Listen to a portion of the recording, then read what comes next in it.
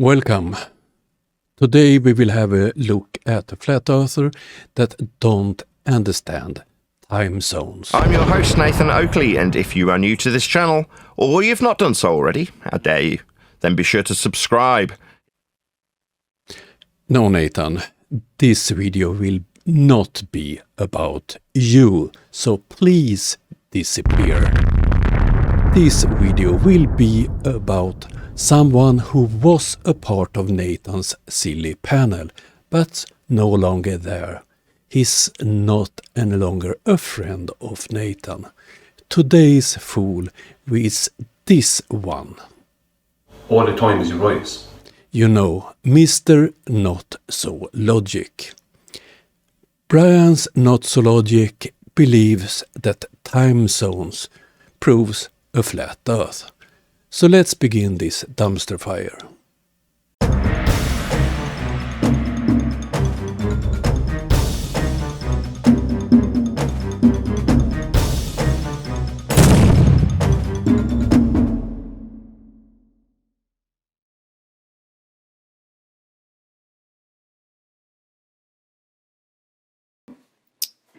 Okay, this video was called Time Trouble.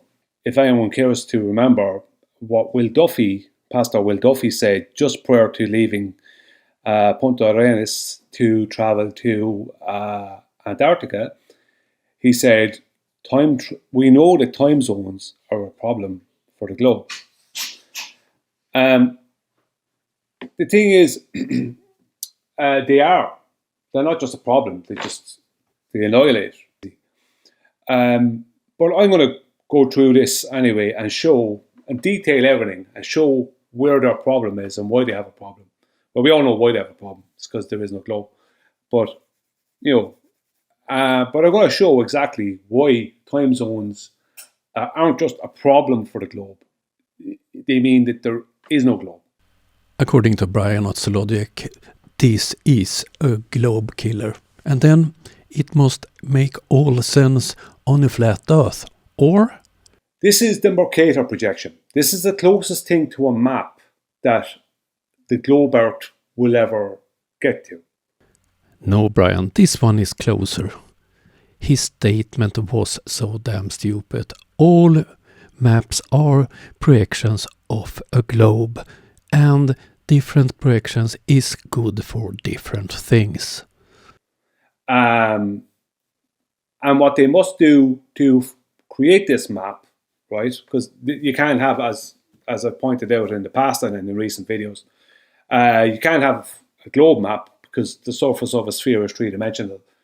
And that's the reason to why all maps are projections of a globe.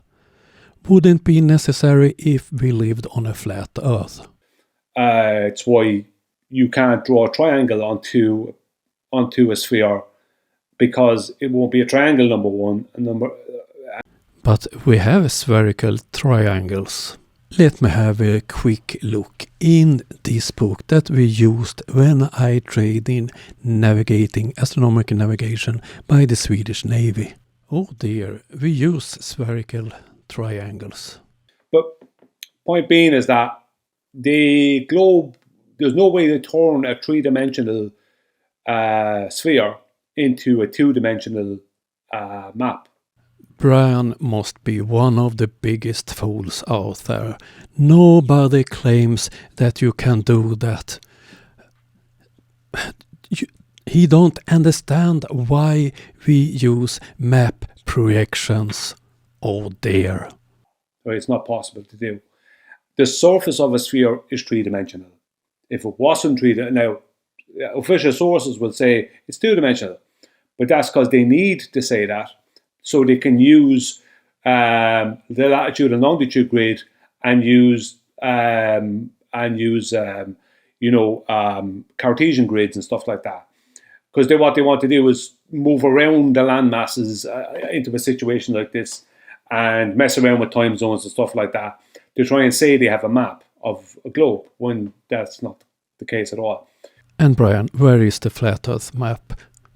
I wonder, how do people navigate the flat earth without a map?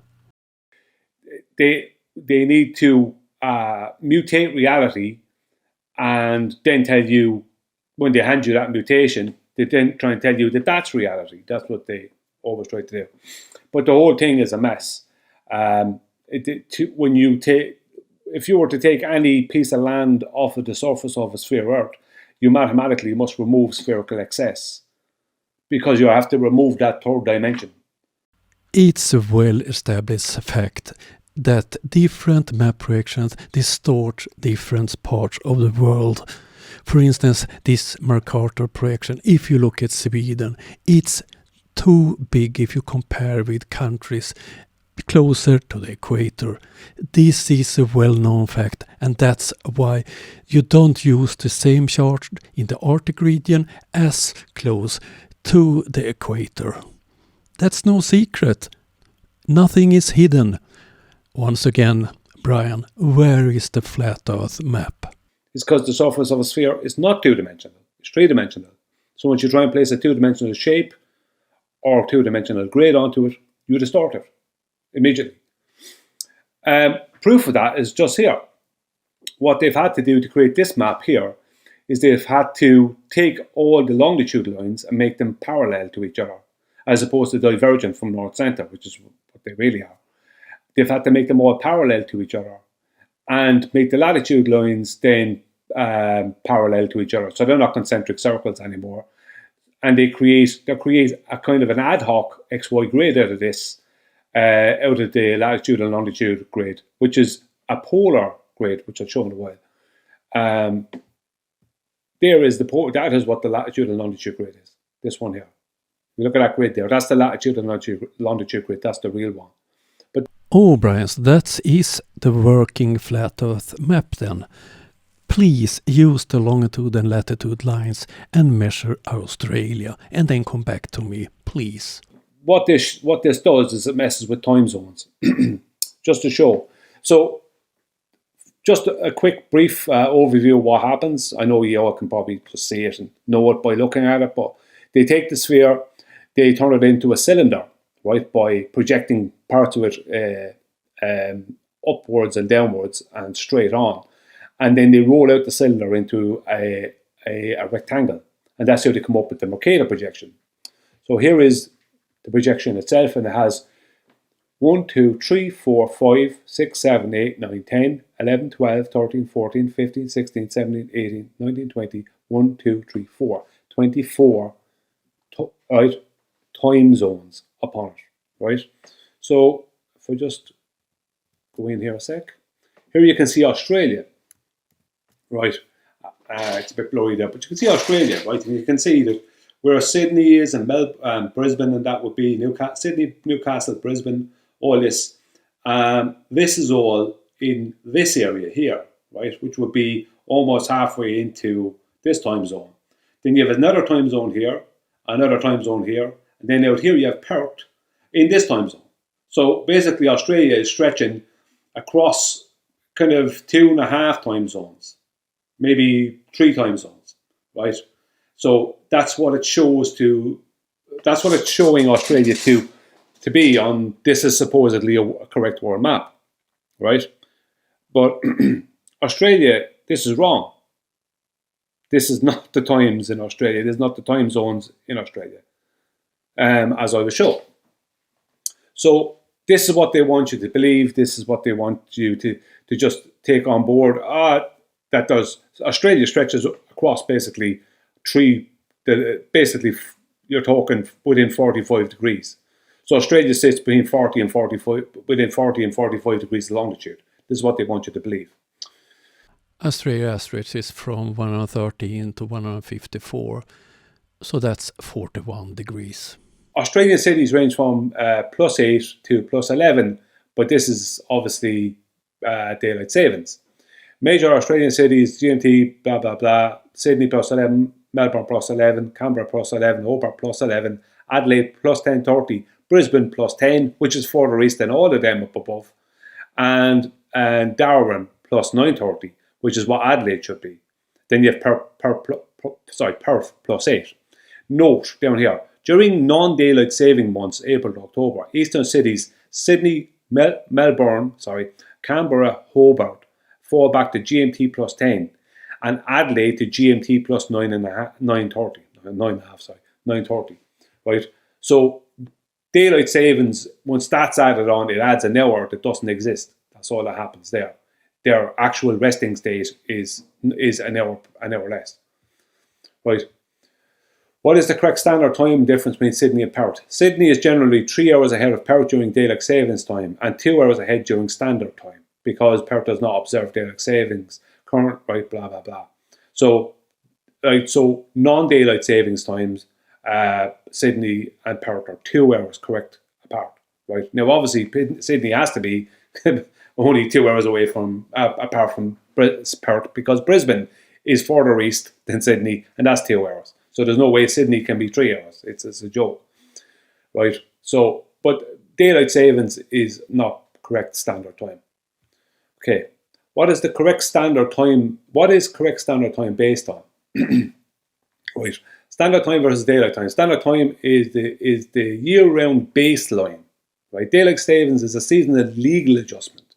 So daylight savings is not proper. It's a legal adjustment, often 1 hour. It is not real.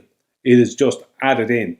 But the baseline is winter time, which is correct standard, correct local time is winter time, right? And that is the baseline. Standard time is the year-round baseline, right? Right. Is daylight savings real time? Daylight savings time is not real solar time, but an artificial human-made adjustment, right? So it's not real. It's just an adjustment that they add in. Is a time zone 15 degrees? In theory, yes. A standard time zone is 15 degrees wide, right? It's based on 24 hours, obviously. I wonder why Brian didn't read this. The Earth is a sphere of 360 degrees, and the next line, it takes 24 hours to complete a full rotation. Right, 15 by 24 is 360 degrees. Is 1 hour 15 degrees of longitude? Yes, 1 hour of time is equivalent to 15 degrees of longitude. So 1 hour is 15 degrees of longitude. And 15 degrees per hour is the rotation of Earth. Right. And a standard time zone is 15 degrees wide. So 15 degrees is 1 hour, and a standard time zone is 15 degrees. Okay? So, is there 24 standard time zones? Technically, the Earth is divided into 24 theoretical standard time zones, right? Each covering roughly 15 degrees of longitude to correspond with the 24 hours in a day. Not 25 ballers or 39 or any other rubbish that these people want to come out with. There's only 24 hours in a day. If you're trying to add in an extra hour, then you're saying there's 25 hours in a day. If you're trying to add in a load of extra hours, then you're saying there's God knows how many hours in a day. I think overall, when you leave these idiots at it, they end up with 38 hours. Has anyone ever observed a 38-hour day? I certainly haven't. I have never heard anybody claiming that we have 48 hours on the Earth. Not globers, not flat earthers. Say that 8 is a time zone, 9 is a time zone, and 10 is a time zone. And the reason they've been doing that is because they're trying to add an extra time zone in, right, an extra hour into Sydney, into Australia, that doesn't exist, right? As you can see right here, you have this extra time zone that doesn't exist, basically. Oh dear. So Brian thinks they added an extra time zone in Australia to hide the flat Earth. Oh, I'm on a globe. What's this silly flat Earth stuff about? You need to deal with these people that are supposedly supporting the rubbish that you believe in. They are trying to say that between 8 and 10, right, on a clock, on a 24-hour clock or a 12-hour clock, they're trying to say that this is 3 hours. That's literally what they have been trying to do. I've been arguing with them for weeks now, and they have been trying to add in an extra hour. The reason they're trying to add it in is because there is only 2 hours of correct local time between Sydney and Perth. Brian, did you know that your country, Ireland, had Dublin Mean Time GMT until 1916, which was 25 minutes and 21 seconds behind GMT. And before the 1879, Sweden had local time based on solar time, which meant that each location, each city had its own time. The time difference between western and eastern Sweden was 52 minutes. But then the train came and it was not practical with local times in every city. Real time, Brian, real sun time is when the clock is 12 o'clock in the middle of the day and the sun is in the south. Let's look on this map again and zoom in on the area with China. China have one time zone. So according to Brian's logic, from east to west in China, it's only 15 degrees. China is located from 73 east to 135 east. That's 62 degrees. So it's roughly 4 Brian's logic time zones. So Brian, is they hiding China's real size? Is China a really tiny country? If we compare Canada and US, with Brian's logic, they must lie about the size of Canada, or is it US? What's the problem here? Okay, that was a part of Brian's Not So Logic's latest video. It's obvious he don't understand the maps, and he definitely don't understand how time zones works. Time zones is a political decision. If you look at China, for instance, they thought it was easier if the whole country had the same time. It means that in some parts it's dark when it's light in other parts because of how broad the country is. Oh dear. Okay, that was all I had for you today. We'll be back soon. Have a nice day. Bye.